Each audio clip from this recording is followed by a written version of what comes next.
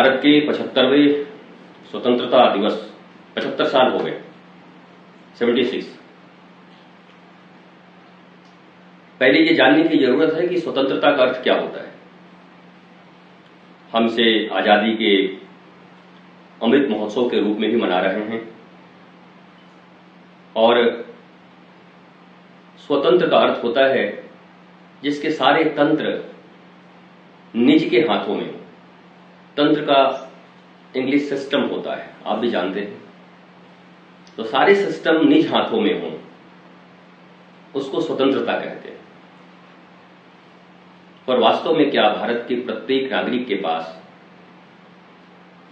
निज तंत्र है? ये एक व्यापक शब्द है, केवल मैटेरियल वर्ल्ड में नहीं बल्कि आपके स्पिरिचुअल वर्ल्ड में भी इस बात की परिगणना होती है। स्वतंत्रता का सीधा सीधा अर्थ है आप पूर्ण रूप से अपने सिस्टम को अपने हाथों में रखते हैं और ये आंतरिक रूप से ही संभव है, क्योंकि बाह्य रूप से किसी भी सिस्टम को हाथ में रखना तब तक संभव नहीं जब तक आंतरिक रूप से आप अपने सिस्टम को अपने हाथों में नहीं रखते हो। करप्शन, मन का विचलित होना, राष्ट्र के प्रति भाव और प्रेम तो है, पर बड़े लोभ के कारण राष्ट्र के प्रति भी कभी कभी हम सीधी सी बात कहें तो गद्दार जैसे व्यवहार करने लगते हैं। इसका अर्थ यह है हम स्वतंत्र नहीं हैं।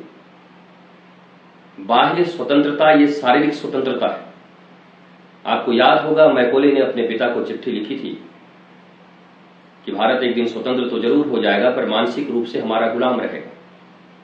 मैं ये स्वतंत्रता दिवस, आजादी का ये जो अमृत महोत्सव है, मैं पूर्णतः बच्चों के लिए इसको समर्पित करना चाहता हूं। मेरी इच्छा है भारत सरकार भी और भारत के प्रत्येक नागरिक बच्चों को इस स्वतंत्रता दिवस को समर्पित कर दे। इसका अर्थ यह है कि हमारी शिक्षण व्यवस्था जो मैकोले की है, उस व्यवस्था को बदलकर अगर हम अपने सनातन संस्कृति, याद रखें सनातन कोई धर्म नहीं, कोई पंथ मजहब नहीं। सनातन का अर्थ होता है जब से ये पृथ्वी थी, जब तक ये पृथ्वी रहेगी और नहीं भी रहेगी, उसको ही सनातन कहते हैं। तो ये सनातन संस्कृति जो हमारी पुरातन और प्राचीन संस्कृति का देश है, उस देश में गुरुकुल की इतनी अच्छी व्यवस्था थी, जहां से बच्चे जब बाहर निकलते थे तो नौकरी नहीं ढूंढते थे। आज का भारत नौकरी ढूंढता है। तब गुरुकुल से निकले हुए प्रत्येक विद्यार्थी इस देश के गौरव गरिमा को बढ़ाने के लिए हजारों लोगों को अपना एम्प्लॉय बनाते थे। गुरुकुल की वो महिमा थी। कभी गुरुकुल से पढ़कर निकला हुआ बालक नौकरी नहीं करता था और भारत अब केवल नौकरियां ढूंढता है। बेरोजगारी के नाम पर हंगामा, देश में निरंतर बढ़ रही असंतुलन।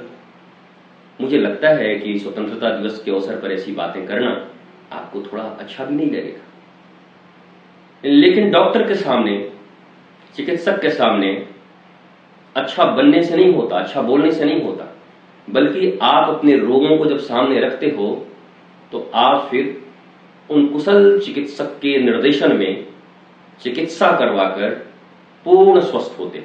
हमें भी पूर्ण स्वतंत्र होना है। हम स्वतंत्र हैं, पर फिजिकली भारत स्वतंत्र है, पर मेंटली, मानसिक रूप से भारत मैकोले के अनुसार आज भी गुलाम है। हमारी शिक्षा व्यवस्था नहीं, हमारे अपनी इंडियन पिनल कोड तो हैं, पर क्या वो सब हमारे देश के अनुकूल है? तो ऐसी बहुत सारी बातें हैं।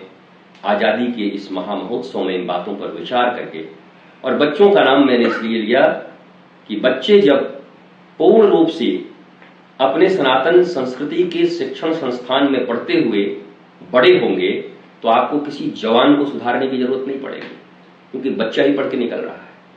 ये देश पता नहीं कैसा है, जवानों के लिए अलग, वृद्धों के लिए अलग, प्रौढ़ों के लिए अलग, बच्चों के लिए अलग, किशोरों के लिए अलग। कितनों के लिए काम करोगे?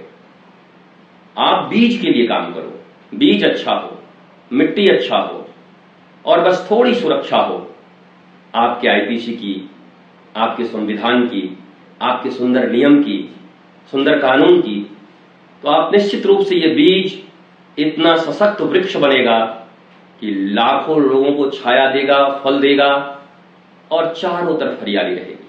हमारे बच्चे भी वही, अलग से वृद्धों को समर्पित, जवानों को समर्पित, किशोरों को समर्पित, नौकरी वालों को समर्पित, व्यापारियों को समर्पित नहीं जी, केवल बच्चों को समर्पित है ये स्वतंत्रता दिवस। अगर वो स्वतंत्र हो गए, उन्होंने अपने सिस्टम को स्व में ढाल लिया, तो ये भारत जैसे 75 सालों में विकास भी किया है और बहुत से मामलों में ह्रास भी हुआ है भारत का, भारत की भारतीयता का, भारत की सनातन संस्कृति का, भारत की धार्मिक विचारधाराओं का पता नहीं कितना गिरावट हुआ है, ह्रास हुआ है।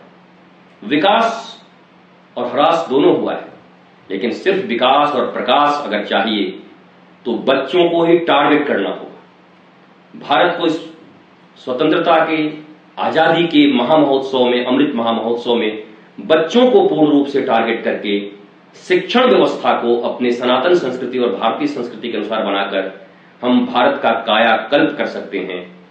मुझे पूर्ण विश्वास है कि मेरी बातों की गहराइयों को आप समझेंगे।